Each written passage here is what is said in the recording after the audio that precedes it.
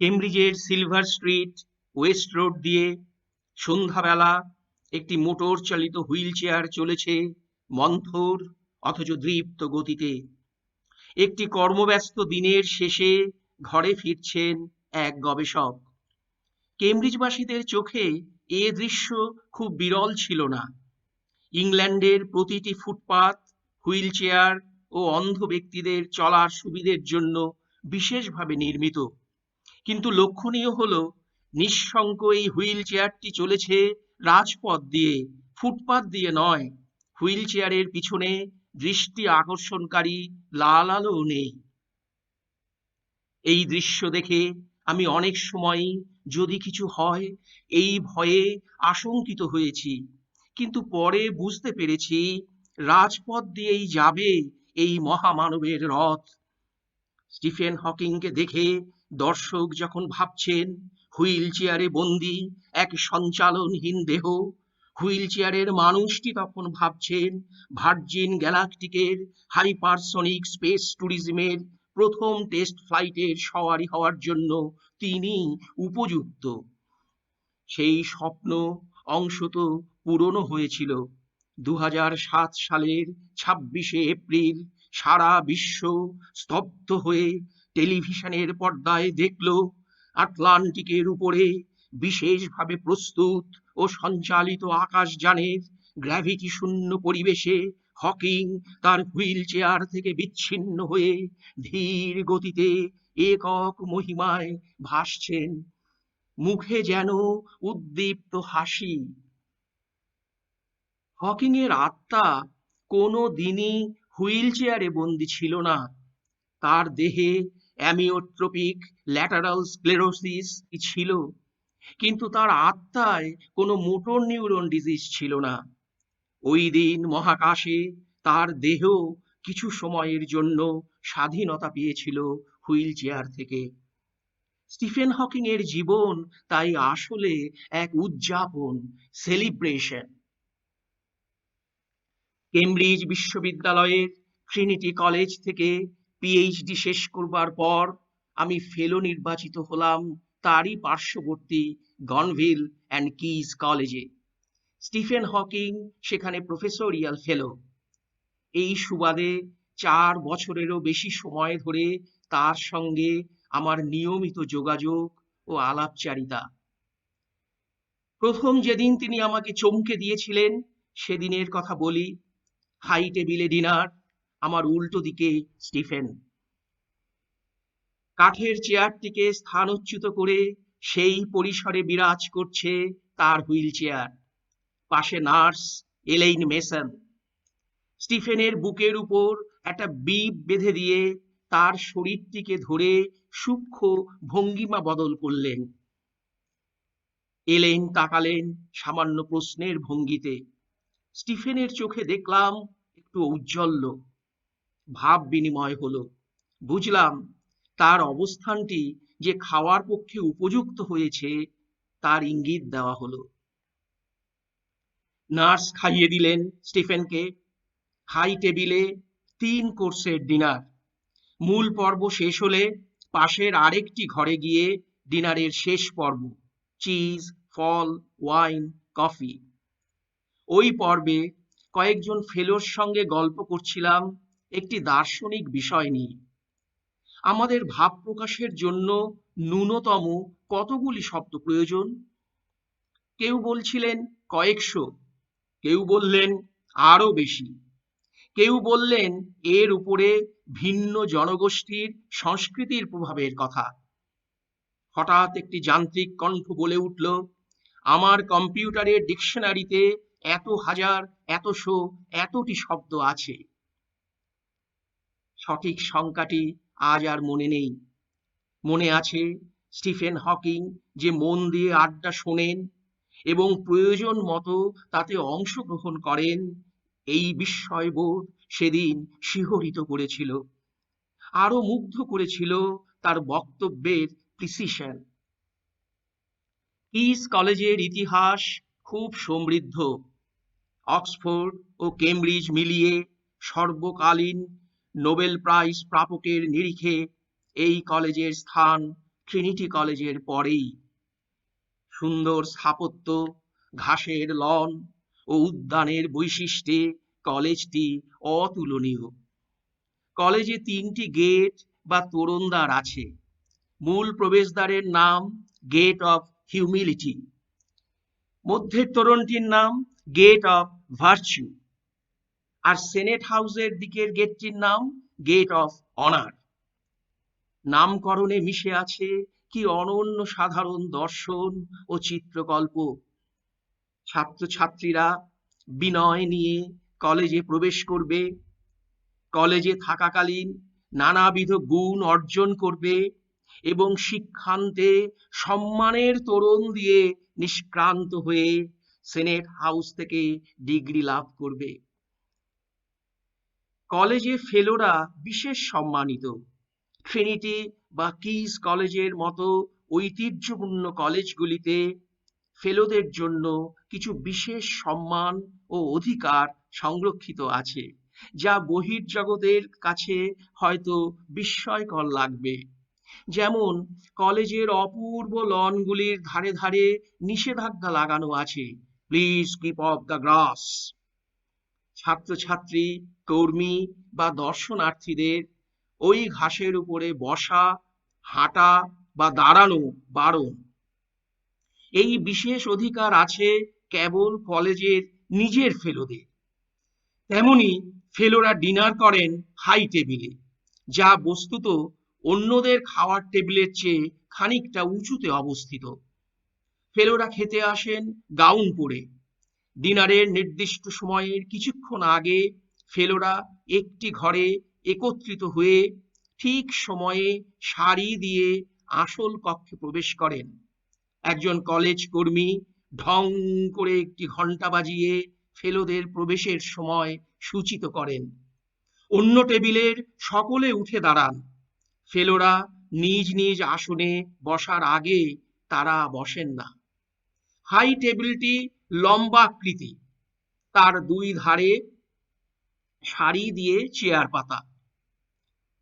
2 প্রান্তে একটি একটি করে 2টি মাত্র চেয়ার। এর একটিতে বসেন কলেজের মাস্টার, বা তিনি অনুপস্থিত থাকলে উপস্থিত ফেলোদের মধ্যে যিনি জ্যেষ্ঠতম তিনি। এই চেয়ারে উপবিষ্ট ব্যক্তি ডিনারে নেতৃত্ব দেবেন বা প্রিসাইড করবেন। এই হলো ট্র্যাডিশন। একদিন এমন এক ডিনারের সময় অর্থনৈতিক ইতিহাসের শিক্ষক ইয়ান ম্যাকফারসন আমার দিকে অঙ্গুলি নির্দেশ করে স্টিফেন হকিংকে বললেন, Stephen, Abhijit now stayed in the house in which you once stayed. কিছুক্ষণ পরে যান্ত্রিক কণ্ঠে স্টিফেন উত্তর দিলেন, Stephen Hawking is still the owner of that house. Ian হাসতে হাসতে বললেন, yes yes Stephen, that house belongs to you. রসবোধ, অধিকার সচেতনতা এবং তথ্যের নিখুঁতত্বে আগ্রহ, এই সংক্ষিপ্ত সংলাপে এর সবকটি ধরা পড়েছে। যে বাড়িটির কথা বলা হচ্ছে তার ঠিকানা 6 Little Saint Mary's Lane. Graduate সেন্টারের পিছনে অপ্রশস্ত এই রাস্তার 6 নম্বর বাড়ি। রাস্তার শেষে ছিল একটি গির্জা, বাড়ির উল্টো দিকে কবরস্থান। প্রথম দিকে এই কারণে একটু অস্বস্তি হতো। ক্রমে বাড়িটির প্রতিটি অংশ যে এই বিরাট মানুষটির স্পর্শযুক্ত, এই বোধ প্রবল হলো। এই বাড়িতে থাকার ফলেই হয়তো স্টিফেন আমার সম্বন্ধে একটু বেশি আগ্রহ দেখিয়েছিলেন। কয়েকবার জিজ্ঞাসা করেছেন কেমন লাগছে তার বাড়ি। মৃদু হেসে বলেছি, খুব ভালো। উনিও একদিকে ঠোঁটটি একটু পাশাপাশি প্রসারিত করে মৃদু হেসেছেন। ওর হাসিটা এত মিষ্টি ছিল। শুধু বিজ্ঞানী বা আবিষ্কারকদের পরিমিত সীমানায় নয়, স্টিফেন হকিং এর প্রভাব বিশ্বজোড়া, সর্বব্যাপী। স্টিফেন হকিং দেশ, জাতি, ধর্ম, পেশা, লিঙ্গ, বয়স নির্বিশেষে সকল মানুষের জীবনকে উদ্ভাসিত করেছেন তার বিজ্ঞান, চেতনা ও জীবনবোধ দিয়ে। তামাম জনমানুষকে তিনি যেভাবে আকর্ষিত করেছেন তার তুল্য বিজ্ঞানী মহলে আর কেউ নেই। স্বভাবতই তার বাড়িটিও সকলের আগ্রহ ও কৌতূহল উদ্রেক করত। একদিন সকাল 10টা নাগাদ 3 তলার স্টাডিতে বসে কাজ করছি। হঠাৎ মনে হলো গ্রাউন্ড ফ্লোরে যেন বহু লোকের কণ্ঠস্বর একসঙ্গে শোনা যাচ্ছে। সিঁড়ি ভেঙে নিচে নেমে দেখি আমার বসার ঘরে ঢুকে পড়েছেন বহু পুরুষ ও মহিলা। কেউ বসে, কেউ দাঁড়িয়ে, কেউ হাঁটাহাঁটি করছেন। কারো হাতে মুভি ক্যামেরা, কেউ উজ্জ্বল আলো প্রক্ষেপণ করছেন। এত অচেনা লোক আমার ঘরে কেন? এর মধ্যে দেখি এক মহিলা সিঁড়ি দিয়ে খানিকটা উপরে উঠছেন, আবার বিশেষ কিছু একটা অনুধাবন করতে করতে ধীর পদক্ষেপে প্রতিটি ধাপ যেন মাপতে মাপতে নিচে নেমে আসছে। সিঁড়ি বেয়ে ওঠা বা নামাই যে আসল উদ্দেশ্য নয় তা স্পষ্ট বোঝা যায়। তাকে বেশ কয়েকবার এরকম করতে দেখার পর আমি তার কাছে গিয়ে জিজ্ঞেস করলাম, আপনারা কারা? উনি পাল্টা আমায় জিজ্ঞেস করলেন, আপনি কে? অবাক হয়ে বললাম, এটা আমার বাড়ি, আমি এখানে থাকি। এই তো আমি ঘুম থেকে উঠে ব্রেকফাস্ট ছেড়ে 3 তলার স্টাডিতে বসে কাজ করছিলাম। এতক্ষণে ব্রিটিশ ভদ্রমহিলাটি বুঝতে পেরে দুঃখ প্রকাশ করলেন এবং জানালেন যে তারা হকিং এর ওপর একটি শর্ট ফিল্ম নির্মাণ করছেন। বাড়ির চাবি তারা কলেজের অফিস থেকে সংগ্রহ করেছেন। সম্ভবত ফিল্মটির পরিচালক তিনি। তাকে জিজ্ঞেস করলাম, তিনি সিঁড়ি বেয়ে বারবার উঠে যাচ্ছেন আবার নেমে আসছেন কেন? ভদ্রমহিলা বললেন, তিনি কোথাও পড়েছেন স্টিফেন হকিং ওই সিঁড়ি বেয়ে কতদূর উঠতে পারেন তা দিয়ে নির্ণয় করতেন ব্যাধির অগ্রগতি। মহিলাটি তাই নিজে ওঠানামা করে পঠিত প্রক্রিয়াটির একটি বাস্তব অনুভূতি অর্জনের চেষ্টা করছেন। ঐতিহাসিক সত্যাসত্য যাই হোক, প্যাশনটিকে তো অস্বীকার করা যায় না। বিজ্ঞান নিয়ে, বিজ্ঞানীর জীবন নিয়ে এমন প্যাশন আমাদের জীবদ্দশায় আর কোথায় দেখা গেছে? ফেলো হিসেবে যোগ দেওয়ার পর প্রথম বছরটি আমি স্টিফেন হকিং এর বাড়িটিতে ছিলাম। তার পরের বছরগুলো আমার থাকবার জায়গা হলো লর্ড রাদারফোর্ডের বাড়িতে। সে গল্প অন্যত্র। স্টিফেন হকিং ছিলেন কেমব্রিজের লুকাসিয়ান অধ্যাপক। আমার সময়ে কলেজে হকিং ছাড়াও আরো অনেক নামী ফেলো ছিলেন। যেমন ছিলেন নোবেল জয়ী নেভিল মট, যার নামে ক্যাভেন্ডিশ ল্যাবরেটরিতে তার জীবদ্দশাতেই একটি বিল্ডিং ছিল। মট ছাড়া ক্যাভেন্ডিশ ল্যাবরেটরির অন্য দুটি বিল্ডিং এর নাম ছিল রাদারফোর্ড ও ব্র্যাগ। সেই সময় কলেজে ছিলেন ক্যাভেন্ডিশ অধ্যাপক স্যাম এডওয়ার্ডস, ছিলেন নিম্ন তাপমাত্রা পদার্থবিদ্যা বিষয়ে বিখ্যাত বিজ্ঞানী ডেভিড শোয়েনবার্গ, যিনি ভারতে কয়েকটি এমন ল্যাবরেটরি স্থাপনে বিশেষ ভূমিকা নিয়েছিলেন। ছিলেন বিখ্যাত chemist Peter grey master. Kiss কলেজের অতীতও তেমনই গৌরবোজ্জ্বল। ফেলো ও অ্যালামনি মিলিয়ে অনেক বিখ্যাত নাম: William Harvey, James Chadwick, Max Born, John Venn, George Green, Howard Florey, Francis Crick, Antony Hewish, Ronald Fisher, John Conway. Ian MacPherson একদিন আমায় বললেন, before you, Homi Bhabha of India had become a fellow of this college. নামের গুরুভারে তখন আমার স্কন্ধ অবনত। একদিন high table dinner শেষে অন্য ঘরে সেই চিজ ওয়াইন পর্ব চলছে, যার কথা আগে বলেছি। সেদিন স্টিফেন হকিং সিনিয়র মোস্ট ফেলো, ফলে তিনি টেবিলের প্রান্তের চেয়ারে বসে প্রিসাইড করছেন। কিস কলেজে তখন একটি প্রথা ছিল, এই পর্বে চাইলে কেউ ধূমপান করতে পারতেন। বাটলার একটি রূপোর বাক্স খুলে ধরতেন, তার মধ্যে থাকতো বিশেষ সিগার। সেদিন স্টিফেন নির্দেশ দিলেন, I shall not allow smoking today. গুঞ্জন উঠল ট্রেডিশন লঙ্ঘিত হচ্ছে বলে। ধূমপায়ী দু একজন বিরূপ মন্তব্যও করলেন জনান্তিকে। কিন্তু স্টিফেন অবিচল রইলেন তার সিদ্ধান্তে। তার প্রিসাইড করবার অধিকার, তিনি প্রিসাইড করবেন। নিজের বক্তব্য অকপটে ব্যক্ত করার সাহসও তার ছিল। লোকলজ্জা বা জনপ্রিয়তা হারানোর ভয়ে সংকুচিত হতেন না তিনি। কলেজের গভর্নিং বডির সভায় একবার কোনো একটি কারণে অর্থ বরাদ্দ করা নিয়ে আলোচনা চলছিল। সিনিয়র বার্সার অর্থের অপ্রতুলতার কথা তুলেছিলেন।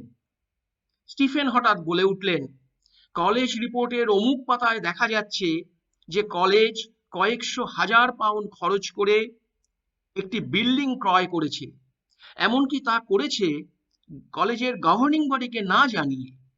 আজ কেন তাহলে অর্থাভাবের দোহাই দেওয়া হচ্ছে? আমার অভিজ্ঞতায় দেখেছি, বিজ্ঞান গবেষকরা অনেক সময় প্রশাসনিক কাজ এড়িয়ে যেতে চান, আর স্টিফেন হকিং প্রশাসনে জড়িত না থেকেও কলেজ রিপোর্টটি পুঙ্খানুপুঙ্খভাবে পড়ে রেখেছেন। প্রথম দিকে হাই টেবিলে অনভিজ্ঞতাবশত একবার একটি প্রোটোকল বিপর্যয় ঘটিয়েছিলাম। সেদিন পার্শ্ববর্তী কক্ষ থেকে মূল ডাইনিং হলে প্রবেশের সময় আমাদের অবস্থানগত অনুক্রম অনুযায়ী হাই টেবিলে আমার স্থান হলো স্টিফেন হকিং এর পাশে। একটি চেয়ার সরিয়ে স্টিফেনের হুইল চেয়ারটি সেখানে বসানো হলো। ঠিক পাশের চেয়ারটিতে বসলে হয়তো স্টিফেনের অসুবিধে হতে পারে, একটি চেয়ার ফাঁকা থাকলে সেখানে প্রয়োজন মতো নার্স হয়তো বসতে পারেন, ইত্যাদি নানাবিধ ভেবে আমি স্টিফেনের ঠিক পাশের চেয়ারটি ছেড়ে তার পরের চেয়ারটিতে বসলাম। ফলে বাকি ফেলোরাও একটি করে চেয়ার সরে বসলেন। আমাকে ডিঙিয়ে গিয়ে শূন্যস্থানটি পূরণ করা অন্যের পক্ষে অভব্যতা হতো। আমাকে কেউ কিছু বলেননি, কিন্তু ডিনার শুরু হওয়ার কিছুক্ষণের মধ্যেই অন্য সিনিয়র ফেলোদের বডি ল্যাঙ্গুয়েজে বুঝতে পারলাম যে ওই শূন্যস্থানটি সকলের পক্ষে খুব অস্বস্তিকর হয়ে দাঁড়িয়েছে। অথচ প্রোটোকলে তখন কোনো রেকটিফিকেশন বাটনও নেই। ডিনার শেষ হলে, সবাই হল থেকে নিষ্ক্রান্ত হলে, আমি স্টিফেনের কাছে অ্যাপোলজি চাইলাম। আমার কাজের কারণও ব্যাখ্যা করলাম। ওর চোখ ও মুখের ভঙ্গিমায় স্পষ্ট ছিল অ্যাপোলজি অ্যাকসেপ্টেড এই বার্তা। কিন্তু নার্স তীক্ষ্ণভাবে বললেন, it was a bit funny, that's all. যারা ব্রিটিশ ইংরেজির সূক্ষ্মতা ধরতে পারেন তারা বুঝবেন আমাকে তিরস্কার করা হলো। কেমব্রিজে সারা বছর ধরে চলতে থাকে নানা সেমিনার ও পাবলিক লেকচার। সারা বিশ্বের দিকপালদের আবিষ্কার, বক্তব্য শুনতে পাওয়া যায়। আমি শুনেছি স্টিফেন হকিং এর নানা পাবলিক লেকচার, প্রতিটি উপস্থাপনায় অনবদ্য। একবার 1994 সালে নিউটন ইনস্টিটিউটে স্টিফেন হকিং ও রজার পেনরোজের পাবলিক ডিবেট ঘিরে সে কি উত্তেজনা! বিষয় the nature of speech and time. আমি ও আমার এক গণিতবিদ বন্ধু ঘোষিত সময়ের ঘণ্টাখানেক আগে পৌঁছলাম মঞ্চের কাছাকাছি বসতে পারার জন্য। হকিং ও পেনরোজ দুজনেই গভীর চিন্তাশীল বক্তব্য রেখেছিলেন সেদিন। দুজনকে একই মঞ্চে দেখতে পাওয়াও তো একটি মূল্যবান স্মৃতি। রিয়ালিটি বলতে কি বোঝায় সে সম্বন্ধে স্টিফেন বললেন, These lectures have shown very clearly the difference between Roger and me. He is a Platonist and I am a positivist. He is worried that Schrodinger's cat is in a quantum state where it is half alive and half dead. He feels that can't correspond to reality. But that doesn't bother me. I don't demand that a theory corresponds to reality because I don't know what it is.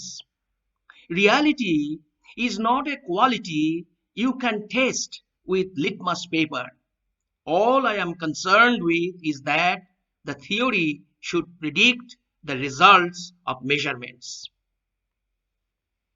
Lady Mitchell হলে অনুষ্ঠিত অন্য একটি বক্তৃতায় তিনি দেখালেন যে যদি টাইমকে একটি কমপ্লেক্স নাম্বার দিয়ে প্রকাশ করা যায়, যার রিয়েল ও ইমাজিনারি দুটো অংশ আছে, তবে স্পেস টাইমের একটি সিঙ্গুলারিটি দূর হয়ে যায়।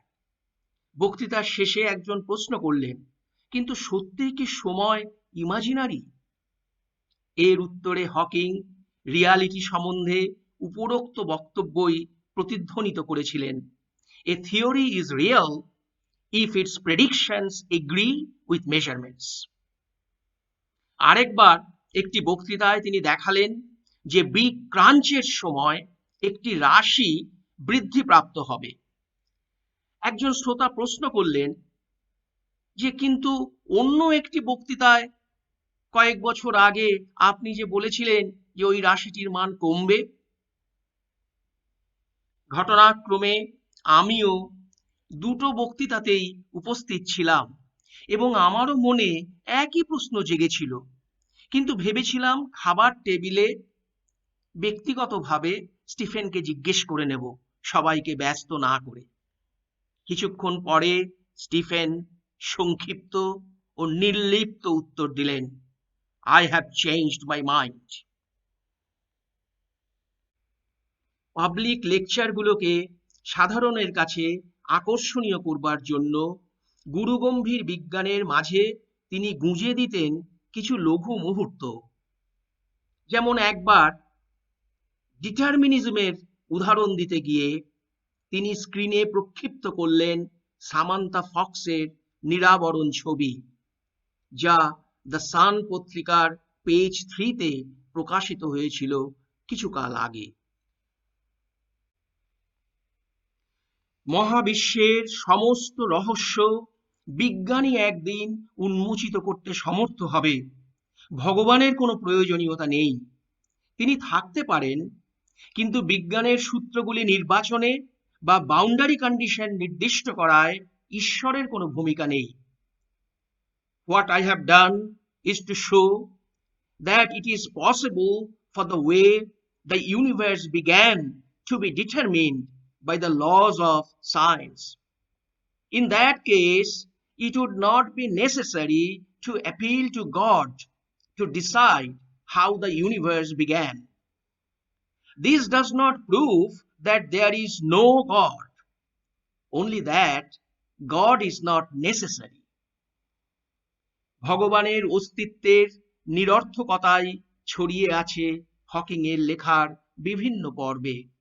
তবে পাশাপাশি ভিন্ন একটি মতও আমি শুনেছি নিভৃত আলাপচারিতায়। কিস কলেজের লাঞ্চে একদিন একটি দেশের রাষ্ট্রদূতের সাথে আলোচনা হচ্ছিল স্টিফেন ও আমার।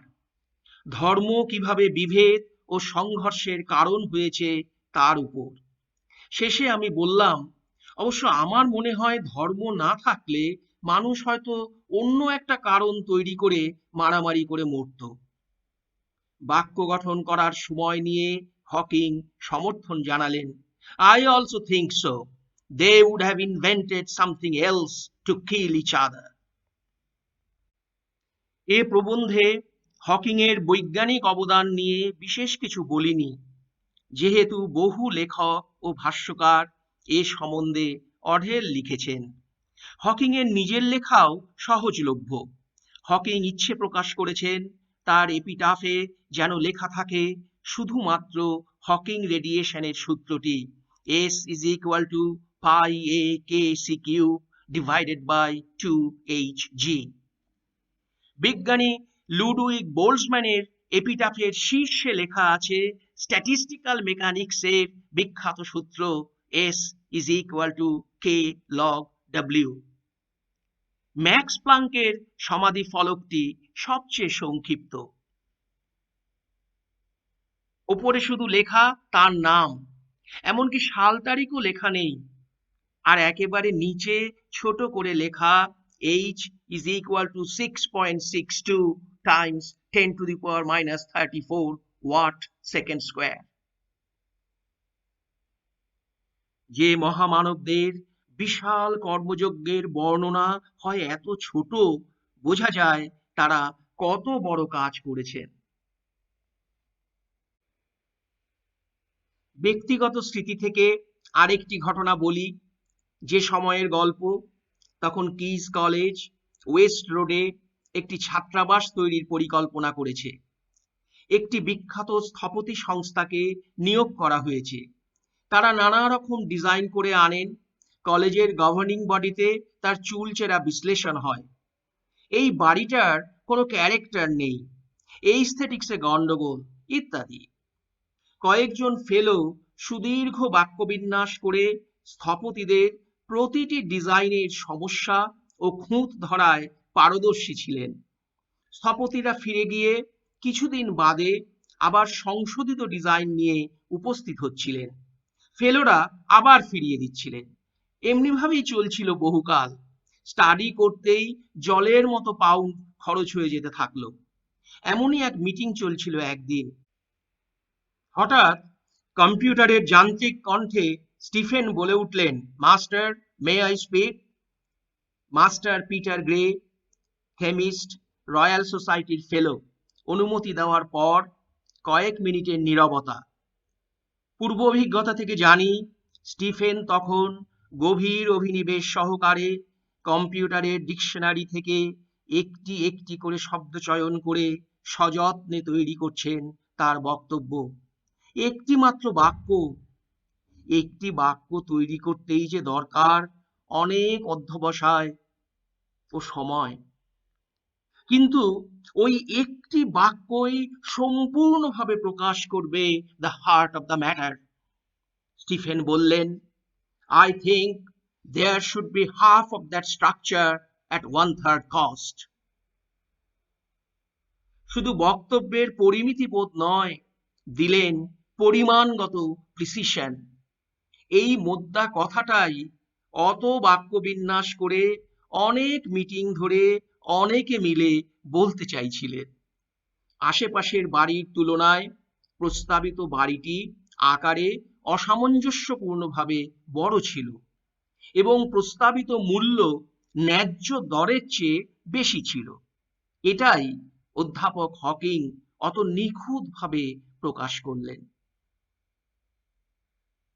আমি যে সময়কার কাহিনী বলছি সে সময় হকিং সামান্য অঙ্গুলি সঞ্চালন করতে পারতেন। পরবর্তীকালে তার এই ক্ষমতাও স্তব্ধ হয়ে যায়। তখন কম্পিউটারের কার্সারের গতিবিধি নিয়ন্ত্রণ করতেন ও শব্দ চয়ন করে বাক্য গঠন করতেন গালের একটি পেশির সাহায্যে। স্টিফেন নিজে লিখছেন, এই প্রক্রিয়া প্রয়োগ করেই my cheek movement is detected by an infrared switch that is mounted on my spectacles. বাক্য গঠন সম্পূর্ণ হলে তা পাঠানো হতো একটি স্পিচ সিনথেসাইজারে, যেটি থেকে শ্রোতা শুনতে পেতেন স্টিফেন হকিং এর বক্তব্য। শরীর ক্রমশ যত অশক্ত হয়েছে, টেকনোলজির তত ক্রমমানোন্নয়ন করতে হয়েছে প্রকৃতির সঙ্গে পাল্লা দেবার জন্য। স্টিফেন হকিং এর জীবন প্রতিবন্ধকতাকে জয় করার প্রেরণা দেয়। বহুদিন ওর পাশে বসে দেখেছি কিভাবে একটি একটি শব্দ জড়ো করে একটি বাক্য তাকে গঠন করতে হয়। কখনো মনে হয়েছে হয়তো এই বাড়তি ঝামেলাই তাকে যে কোনো ভাব সংক্ষেপে নির্ভুলভাবে প্রকাশ করতে উদ্বুদ্ধ করেছে। A brief history of time গ্রন্থের প্রথম সংস্করণে স্টিফেন নিজে লিখেছিলেন, in fact I can communicate better now than before I lost my voice. ট্রাকিওস্টমি অপারেশনের ফলে তার কথা বলার ক্ষমতা নষ্ট হয়ে গেল, আর এত বড় হারানো নিয়ে বিলাপ না করে তিনি বললেন এতে কি উপকার হলো তার কথা। মোটর নিউরন রোগেও নাকি একটা সুবিধে হলো। My disabilities have not been a significant handicap in my field, which is theoretical physics. Indeed, they have helped me in a way by shielding me from lecturing and administrative work that I would otherwise have been involved in. প্রতিবন্ধকতাকে সুযোগে রূপান্তরিত করে দেখার এ এক আশ্চর্য ও প্রেরণাময় কাহিনী। Stephen Hawking এমনকি মৃত্যু সম্বন্ধেও রসিকতা করতে পেরেছেন।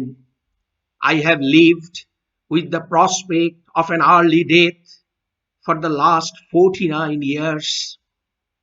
I am not afraid of death, but I am in no hurry to die. I have so much I want to do first. প্রতিবন্ধকতাকে উদ্দেশ্য করে হকিং যেন বলেছেন, যত বড় হও তুমি তো মৃত্যুর চেয়ে বড় নও, আমি মৃত্যু চেয়ে বড়, এই শেষ কথা বলে যাব আমি চলে। 14ই মার্চ 2018 স্টিফেন হকিং চলে গেলেন। পৃথিবীর জন্য রেখে গেলেন মহাকাশস্পর্শী জ্ঞান, জীবন দর্শন ও অনুপ্রেরণা।